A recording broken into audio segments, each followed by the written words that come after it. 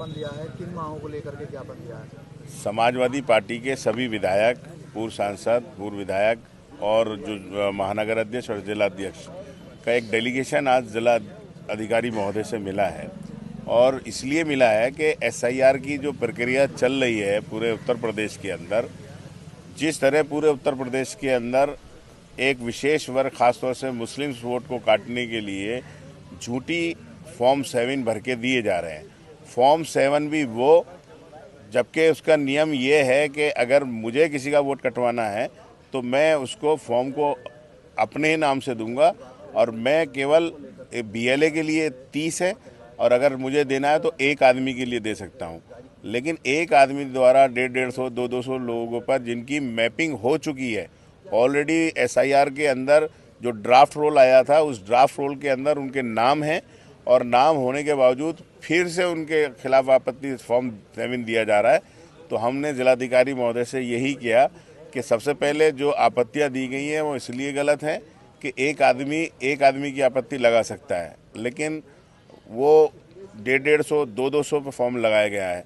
फिर दूसरा ये है कि जब एसआईआर की प्रक्रिया चल रही है और मैपिंग हो गई है और उनसे सारे प्रूफ लेने के बाद अब उन्हें मैपिंग कर दी गई है, तो वो फिर गलत कैसे फॉर्म 7 कैसे भरा जा रहा है। लेकिन हमें जिलाधिकारी महोदय ने पूरा आश्वासन दिया है कि उसकी निष्पक्ष जांच होगी और उससे पहले सभी दलों की बैठक बिठाएगी और इसी एसआईआर की प्रक्रिया को लेकर हम लोग जिलाधिकारी महोदय से डेलीगेशन मिलने आया था। यदि फॉर्म 7 में आपको ऐसा लग रहा है कि वोट कट रहा है उससे? नहीं, उसकी एक प्रक्रिया है। फॉर्म 7 वोट काटने के लिए ही दिया जाता है, यानी कि किसी के नाम पे आपत्ति की जाती है कि ये आदमी मर गया है, ये आदमी बाहर का रहने वाला है, ये आदमी यहाँ का रहने वाला नहीं है। फॉर्म 7 इसीलिए है।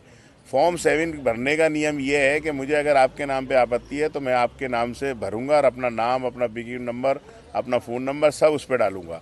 कई जगह ऐसा भी हो रहा है कि वो आदमी वहाँ का रहने ही वाला नहीं है लेकिन फिर भी आपत्ति लगा रहा है, उस गांव का रहने वाला नहीं है तब भी आपत्ति लगा रहा है। तो ये सारी जो इतनी आपत्तियां थी, हम लोगों ने जिलाधिकारी महोदय को, क्योंकि वो ज़िले के अधिकारी हैं और उन्हीं के अंडर में पूरी एसआईआर प्रक्रिया चल रही है, उन्हें अवगत कराया कि किसी भी ऐसे आदमी का जो हमारे जनपद का रहने वाला, हमारी विधानसभा क्षेत्र का रहने वाला, उसका वोट किसी भी राजनीतिक भावना से प्रेरित होकर नहीं काटा जाना चाहिए। अगर आपके ज्ञापन पे कार्रवाई नहीं होती तो आगे की क्या करेंगे? नहीं, हम लोग की यही है कि डेलीगेशन समाजवादी पार्टी का आगे निर्वाचन आयोग से मिलेगा। निर्वाचन आयोग भी अगर यदि नहीं सुनेगा तो अदालत जाएगा, सुप्रीम कोर्ट जाएंगे, हाई कोर्ट जाएंगे। जहाँ तक अगर कुछ गलत होता है तो उसके लिए समाजवादी पार्टी सड़क से लेके सदन तक, सदन से लेके अदालत तक दरवाजा खटखटाने का काम करेगी। 2027 में भी इस चुनाव में असर देखने को मिलेगा इसका?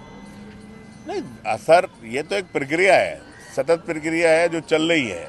तो उसमें जहाँ पे भी कुछ ऑब्जेक्शंस आते हैं तो क्योंकि जिलाधिकारी ज़िले के पूरे अधिकारी मालिक हैं तो उन्हें इन चीज़ों से अवगत कराना ज़रूरी था। और समाजवादी पार्टी का डेलीगेशन सभी विधायक, क्योंकि ये अकेले एक विधानसभा में नहीं, सभी विधानसभा में हो रहा है।